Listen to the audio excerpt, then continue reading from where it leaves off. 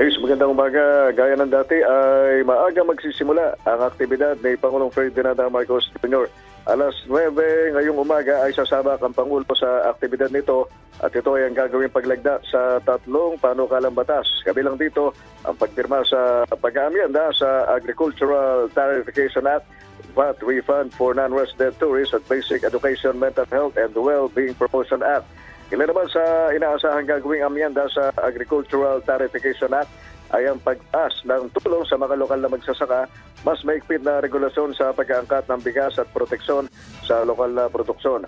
Ang VAT refund for non-resident tourists naman ay naglalayong bigyan ng karapatang makapag-refund ng binayarang VAT sa mga produktong binili sa Pilipinas ng mga dayuhang turista na hindi residente ng bansa. Ang Basic Education, Mental Health and Well-Being Promotion Act naman ay panukalang batas na naglalayong isulong ang kalusugang pangkaisipan. Noong isang linggo sa inilagdaan ng Pangulo ang panukalang batas na nagtatakda naman sa pagkakaroon ng mga ligtas sa pasilidad sa buong bansa na magagamit sa panahon ng kalamidad.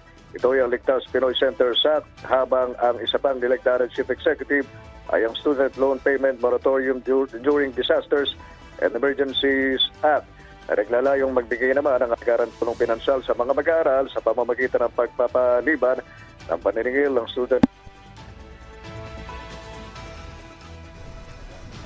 Maraming salamat, Alvin Baltazar.